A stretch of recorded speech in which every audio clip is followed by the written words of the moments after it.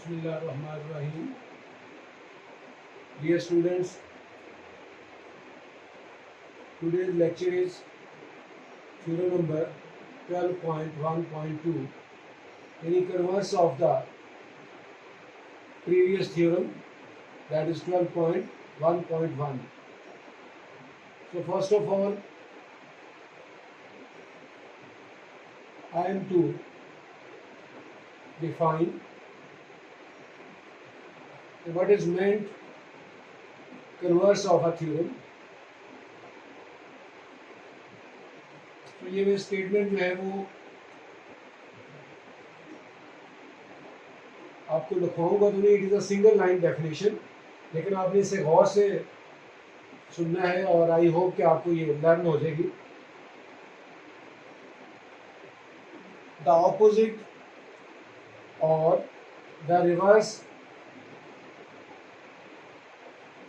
the opposite or the reverse of the statement of a theorem is called its converse. क्या बोला बच्चों मैंने? Converse की definition बता रहा हूँ. कन्वर्स ऑफ अ थ्योरम से क्या मुराद है, यानी what is meant by the converse of a theorem.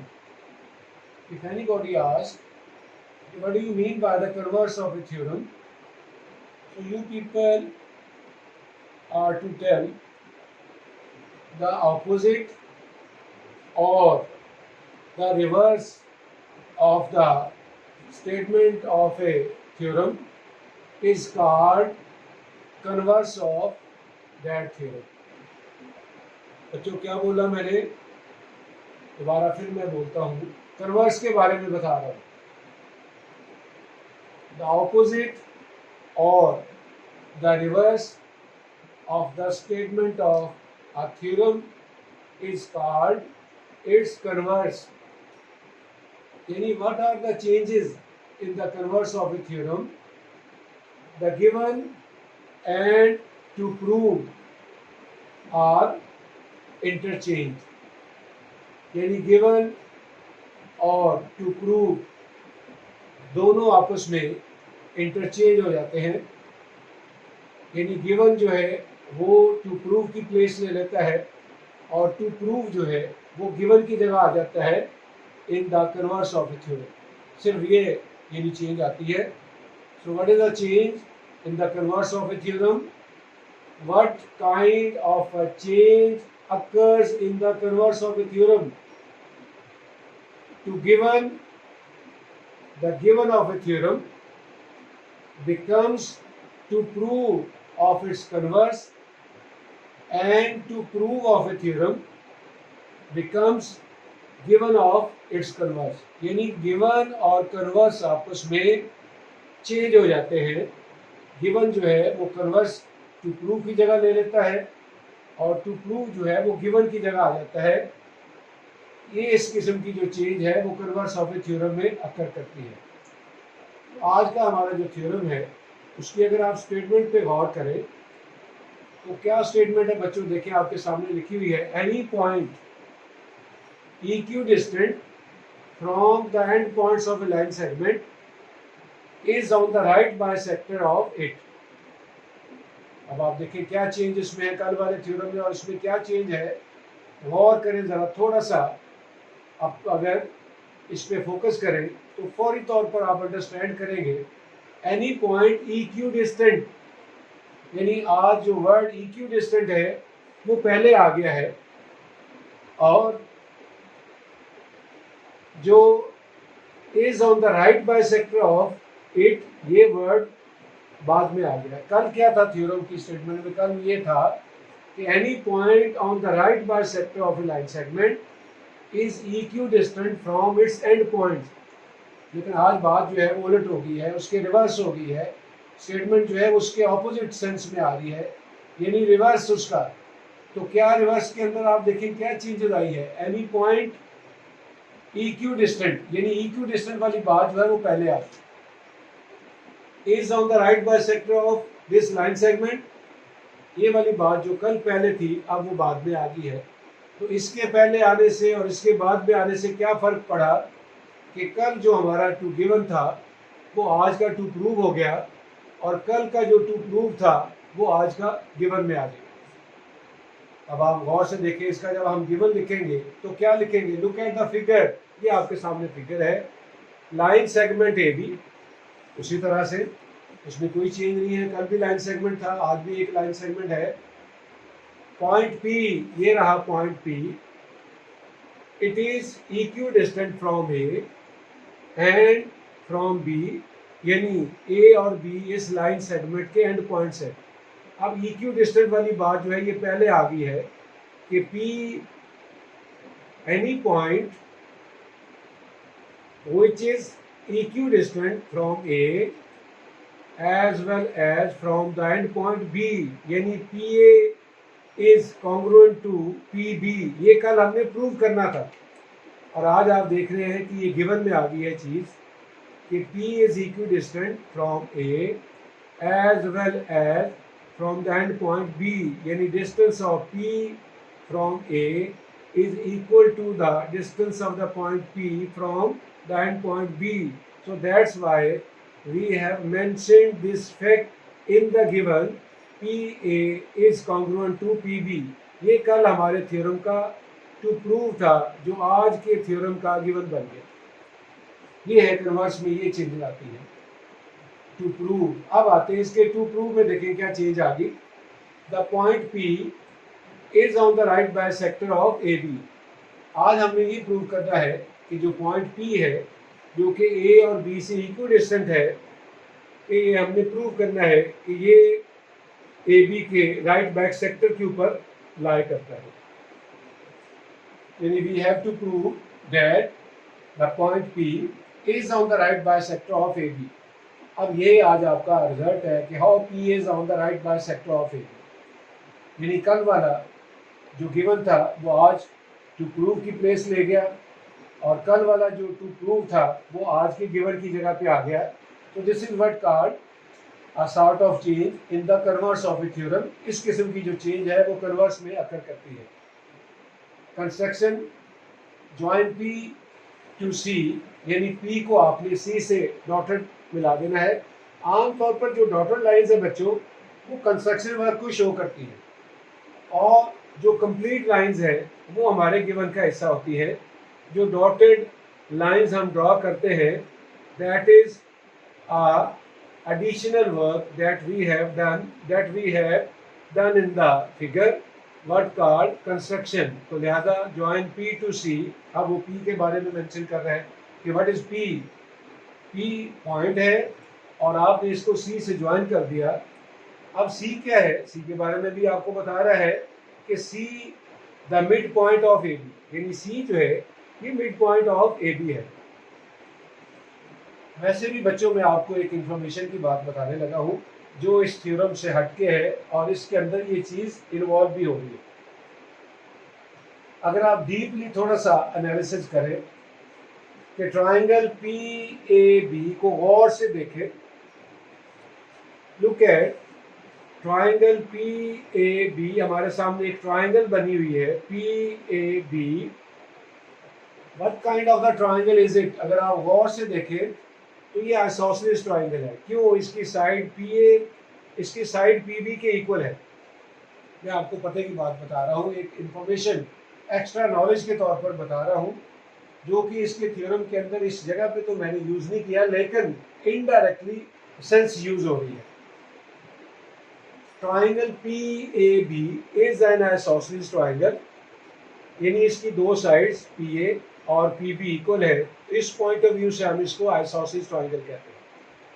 बच्चों किसी भी आइसोसेलेस ट्राइंगल से मैंने बताया था कि उसके दो बेस एंगल्स होते हैं, जैसे कि इसका एंगल A और एंगल B इस ट्राइंगल के बेस एंगल है और AB लाइन जो है वो इसका बेस है और P जो है वो एंगल ऑफ द वर्टेक्स है, यानी थर्ड एंगल जो है P, इसको एंगल ऑफ द वर्टेक्स बोलते हैं।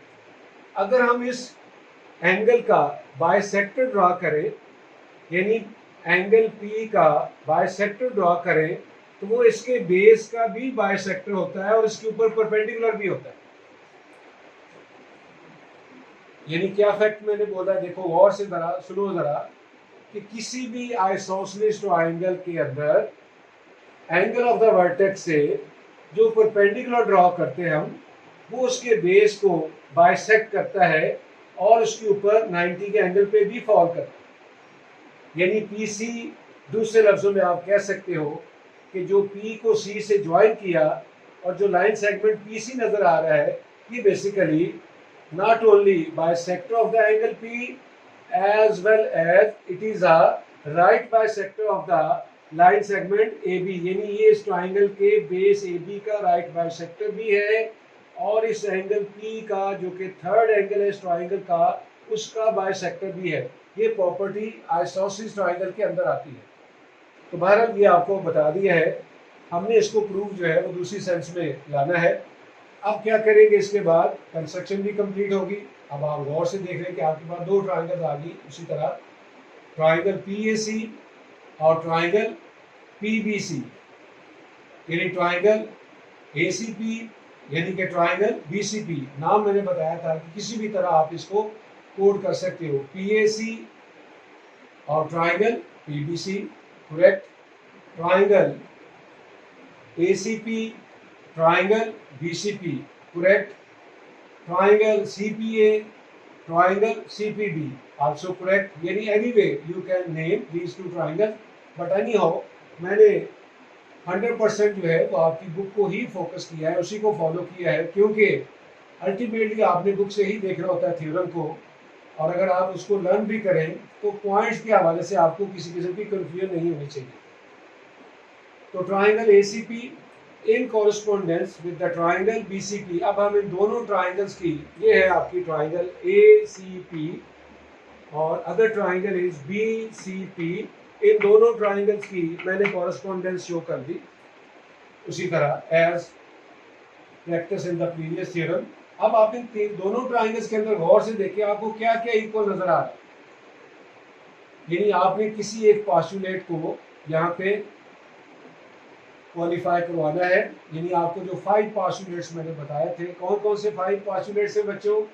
एस पॉस्टुलेट, फिर उसके बाद साइड एंगल साइड पॉस्टुलेट यानी SAS, फिर उसके बाद एंगल साइड एंगल यानी एंगल ASA पॉस्टुलेट, फिर उसके बाद एंगल एंगल साइड, और फिर उसके बाद साइड एंगल एंगल, और फिर एंड पे HS postulate.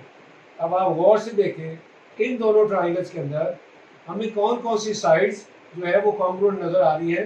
So number 1 PA congruent to PB। Reason देखें, गौर करें कहाँ लिखा हुआ है। तो रीजन जो है वो हमने कहाँ से ढूंढनी है, मैंने लास्ट टाइम भी बताया था कि रीजन का जो सोर्स है वो आपका PK हो सकता है, यानी आपका previous knowledge you have already about these things, the facts you have in your mind, को आप कोड कर सकते हो। दूसरी बात, रीजन कहाँ से आप एक्सट्रैक्ट कर सकते हो। गिवन के अंदर अगर कोई रीजन लिखी हुई है वहां से आप उसको कोड कर सकते हो। अब गिवन के अंदर देखिए लिखा हुआ है कि PA is congruent to PB, क्योंकि P पॉइंट जो था वो A और B से इक्वल डिस्टेंट था, तो लिहाजा अब मैंने इसके सामने क्या लिखूंगा, just I am to write here given. अब बच्चा जब गिवन की तरफ देखेगा उसको फौरी तौर पर ये रिजल्ट वहां से नजर आएगा, PA is congruent to PB, और लिहाजा गिवन में से लिख सकते हैं हेल्प, यानी हम जो रीजंस की हेल्प है कहाँ से उठा सकते हैं, गिवन में से उठा सकते हैं, कंस्ट्रक्शन में से उठा सकते हैं, टू प्रूव में से नहीं। टू प्रूव वाली चीज तो हमने प्रूव करके दिखानी होती है, तो कहाँ से ले सकते हो, थ्योरम की स्टेटमेंट से उनको ये नॉलेज बात सामने आ जाती है।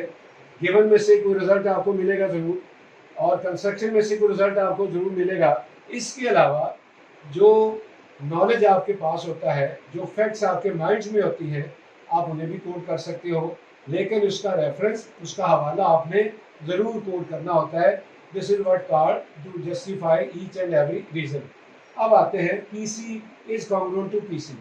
कल भी बताया था कि every side is congruent to itself, every angle is congruent to itself, every figure is congruent to itself, every shape is congruent to itself, every object is congruent to and similar itself. This kind of congruency is called self congruency.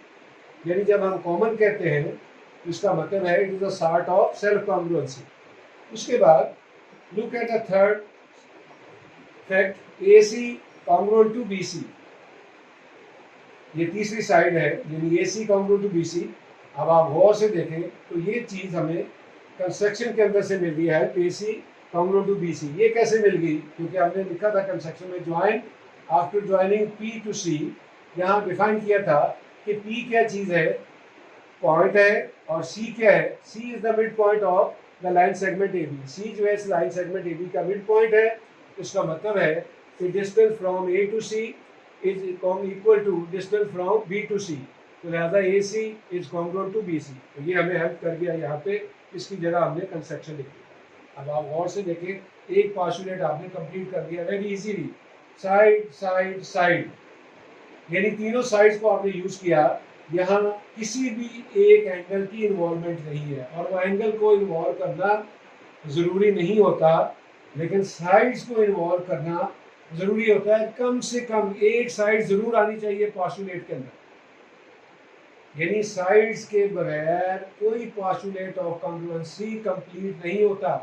अगर तीनों angles को congruent कर देंगे, side की involvement नहीं हो रही, वो पार्शुलेट सिमिलैरिटी का तो हो सकता है लेकिन कॉन्ग्रुएंसी का नहीं हो सकता. तो लिहाजा आपने देखा कि पांचों पार्शुलेट्स के अंदर किसी न किसी हाल में एक साइड की इन्वॉल्वमेंट जरूर रहती है. दो भी हो सकती हैं, तीनों भी हो सकती हैं. तो यहाँ जो पार्शुलेट यूज हुआ है उसके अंदर तीनों साइड्स इन्वॉल्व होगी. तो that's why triangle ACP is congruent to triangle BCP. तो क्या पार्शुलेट बना यहाँ पे? Side side side congruent to side side side. ये लिख दिया, side side side congruent to side side side. क्या मतलब इसका? इसका मतलब ये है कि 3 sides of the first triangle are congruent to the corresponding 3 sides of the other triangle. इसको कहते हैं SSS पार्शुलेट. ये भी कंप्लीट हो गया. अब दोनों ट्राइंगल्स आपकी क्या होंगी? आपस में कॉन्ग्रुएंट होंगी. So what about their remaining angles? They are automatically congruent to each other. अब हम एंगल्स की तरफ आते हैं. So measure angle ACP. Look at this angle ACP. ये वाला angle is congruent to angle BCP, यानी इस एंगल के बराबर है. क्या रीजन है? Corresponding angles of congruent triangle. यानी जब ट्राइंगल्स कॉन्ग्रुएंट हो जाती हैं तो उनकी कॉरस्पॉन्डिंग साइड्स और corresponding angles they are equal also. इसको हमने नंबर 1 कहा. उसके बाद बच्चों, अगर हम इन दोनों एंगल्स को ऐड करें कि measure angle ACP plus measure angle BCP, तो their sum is equal to 180 degree. और से नंबर 2, अब इसकी दो रीजन बनती है. दोनों में से आपको ही एक कोड करनी होती है, और वो क्या है? दो. एक तो उसने लगा दी है सप्लीमेंट्री एंगल. मैंने पहले भी बताया था कि सप्लीमेंट्री एंगल्स का मतलब होता है a pair of 2 angles. If their sum is equal to 180 degree, then these angles are called supplementary angles. What is meant by the supplementary angles?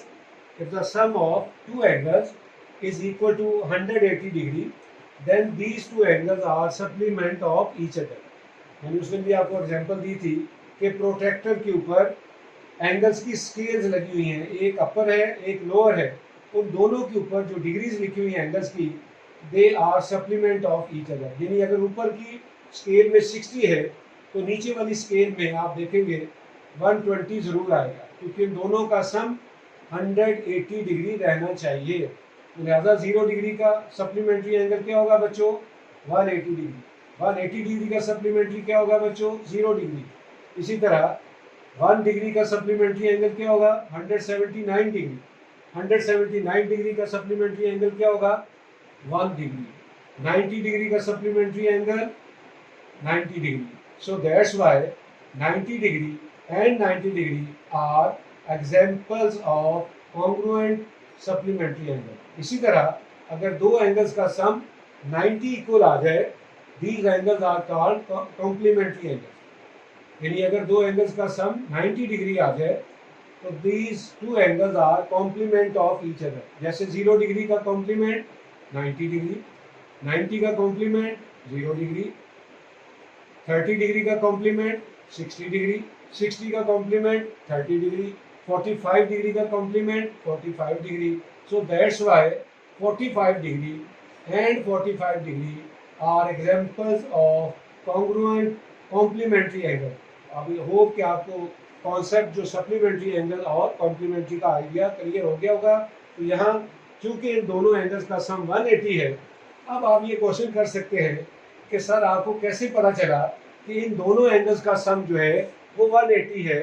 तो मैं आपका जो माइंड है, I would like to recall your lay down memory to the previous class कि अगर किसी line के ऊपर, यानी अगर किसी स्ट्रेट लाइन के ऊपर जो एंगल बन रहे होते हैं उनका सम हमेशा 180 होता है। तो बच्चों आप इसकी जगह ये भी लिख सकते थे sum of the adjacent angles on a straight line. यानी इसको देखें गौर से, यहाँ से एंगल है BCP ये एंगल और दूसरा है ACP ये वाला एंगल। तो दोनों एंगल मिलके एक स्ट्रेट लाइन के ऊपर आ रहे हैं, so there sum is always equal to 180 degree. ये भी रीजन कोड की जा सकती है। सप्लीमेंट्री की जगह क्या लिख सकते थे, sum of the adjacent angles on a straight line is always equal to 180 degree. अब चूंकि दो ही एंगल थे, अब एक और पते की बात बता रहा हूँ कि अगर दो ही एंगल हो और उनका सम डेफिनेटली अब यहाँ पे 180 आ रहा है तो ये सप्लीमेंट्री होंगे। लेकिन अगर यहाँ तीन एंगल हो जाए, एक लाइन यहाँ से भी आ जाए, एक लाइन यहाँ भी आ जाए, अब चार एंगल हो जाएंगे 1 2 3 4, चारों का सम 180 तो होगा, लेकिन इनको अब हम सप्लीमेंट्री नहीं कहेंगे। ये क्या होंगे, ये sum of the adjacent angle on a straight line तो होगा, उनका सम भी 180 होगा। क्योंकि ये दो से ज्यादा हो गए हैं, लिहाजा अब इनको हम सप्लीमेंट्री नहीं कहेंगे। सप्लीमेंट्री का वर्ड उसी वक्त आना है जब दो एंगल स्ट्रेट लाइन के ऊपर आ रहे हों, तो फिर उनका सम 180 भी होगा। चूंकि वो दो हैं तादाद में, लिहाजा सप्लीमेंट्री का वर्ड तभी आए। तो सप्लीमेंट्री की डेफिनेशन से भी आपने देखा है कि pair of angles whose sum is equal to 180 are called supplementary angle। तो बच्चों यहाँ पे रीजन आ गई सप्लीमेंट्री एंगल से नंबर 2। अब ये 1 और 2 आगे यूज होंगे। अब आप गौर से देखें कि ACP BCP के बराबर भी है, ACP और BCP का सम 180 भी है। तो इसका मतलब ये होगा कि measure angle ACP is equal to measure angle BCP is equal to 90 degree. यानी इनमें से हर एक जो एंगल है BCP और ACP their sum 180 degree। C is the midpoint of AB, so that's why each is the right angle। और इसको code कर दिया रीजन फ्रॉम 1 and 2। यानी अगर 1 और 2 को जेल में रखे तो क्या रिजल्ट मिलता है कि ACP BCP के बराबर भी है, लेकिन दोनों का सम 180 भी है। जब दो चीज़ें आपस में बराबर हैं, उनका सम 180 डिग्री आ रहा है, इसका मतलब है कि both are equal to each other as well as each is equal to 90 degree. यानी दोनों जो है वो राइट एंगल है। तो इसको रीजन आउट कर दिया फ्रॉम 1 and 2, 1 और 2 से रिजल्ट मिल गया। इसके बाद अब अगर ऐसी बात है कि ACP और BCP 90 डिग्री है, इट मीन्स कि PC जो लाइन PC है ये बेसिकली AB के ऊपर परपेंडिकुलर है। क्यों, ये एंगल 90 का है, आपने प्रूव कर दिया। It means PC is perpendicular to AB। तो लिहाजा PC जो है वो AB के परपेंडिकुलर है। और से नंबर 3, और what is the reason, as measure angle ACP is equal to 90 degree, so that's why PC perpendicular to AB। अगर कोई बच्चा चाहे तो इसकी जगह measure angle ACP is equal to 90 की जगह एक और सेंटेंस भी कोड किया जा सकता है जो कि इंतहाई एप्रिशिएबल होगा। क्या है वो सेंटेंस बच्चों, by the definition of perpendicularity. यानी measure angle ACP is equal to 90 की जगह अगर मैं ये लिख दूं by the definition of perpendicularity तो बिल्कुल ठीक होगा, क्योंकि परपेंडिकुलैरिटी की डेफिनेशन यही होती है कि angle each is equal to 90 degree. तो फिर वो लाइन जिसपे एंगल 90 का आ रहा है वो बेसिकली AB के ऊपर परपेंडिकुलर है। सो एनी हाउ आपकी बुक में चूंकि यही रीजन कोड हुई है तो मैंने इसको मुनासिब समझा कि यही लिख लूँ। इसके बाद also CA is equal to CB या AC is congruent to BC। ये हमें कहाँ था, कंस्ट्रक्शन के अंदर, A C congruent to B C, और उसके बाद से नंबर 4, और इसको रीजन आउट कर दिया, कंस्ट्रक्शन ए सी हो या सी ए हो, बी सी हो या बी सी हो, लाइन सेगमेंट में हम उसको चेंज कर सकते हैं। इसके बाद अब हम रिजल्ट की तरफ आ रहे हैं। So P C is the right bisector of A B, यानी इससे हमें पता चल गया कि पी सी जो है ये बेसिकली ए बी के ऊपर 90 का एंगल भी बना रहा है और इसको दो बराबर हिस्सों में कट भी कर रहा है, यानी ए सी और बी सी में। तो इट मीन्स कि P C is completing the definition of a right bisector. So that's why we have written here PC is a right bisector of AB, और इसको कहाँ से हेल्प किया हमने, number 3 and 4, from 3 and 4. So that's why the point P is on the right bisector of AB. इसका मतलब ये हुआ कि अगर PC जो है AB का राइट बाइसेक्टर है तो फिर पॉइंट P जो है चूंकि PC के ऊपर लाई कर रहा है, तो इसका मतलब है कि हम क्लियरली कह सकते हैं कि point P is on the right bisector of AB, और राइट बाइसेक्टर AB का कौन सा है, PC है, और PC अगर राइट बाइसेक्टर है तो फिर P जो है it is lying on the right bisector of AB, hence prove, यही आपने इस थ्योरम में प्रूव करना है। तो दिस इज व्हाट कॉल्ड, ये है कर्वर्स ऑफ द थ्योरम नंबर 1। तो कर्वर्स के क्या मानी है, द ऑपोजिट और the reverse of the statement of a theorem is called its converse। तो यही चीज़ आपके सामने यहाँ पे भी आई कि गिवन और टू प्रूव जो है वो एक दूसरे को इंटरचेंज कर गए, और पहले वाले थ्योरम की जो स्टेटमेंट थी उसको हमने रिवर्स कर दिया, तो ये बन गया थ्योरम नंबर 12.1.2, इसलिए इसको पहले थ्योरम का कन्वर्स कहते हैं। Okay, thank you, see you next time. इसके बाद अब हमारा नेक्स्ट थ्योरम जो है वो नंबर 3 होगा, जो कि आपका ट्राइंगल के एंगल्स के बारे में है, क्योंकि पहले थ्योरम जो है ये ट्राइंगल्स के एंगल्स के बारे में नहीं है बल्कि साइड्स के बारे में है। तो कल वाला थ्योरम जो है वो इस पोर्शन का आखिरी थ्योरम है, यानी 3 का उसने ब्लॉक किया है। पहले 3 थ्योरम है, अब आगे वाले 3 थ्योरम जो है वो एंगल्स के रिलेटेड होंगे। ये तीनों थ्योरम जो है ये साइड्स के रिलेटेड थे, यानी इसमें लाइन सेगमेंट का कॉन्सेप्ट था, उसके राइट बाइसेक्टर का कॉन्सेप्ट था। तो कल भी ट्राइंगल्स के साइड्स के राइट बाइसेक्टर्स को वो कहेगा कि show that the right bisectors of the triangle are concurrent. ये हमारा कल इस सेगमेंट का क्लास नंबर 3 थ्योरम होगा।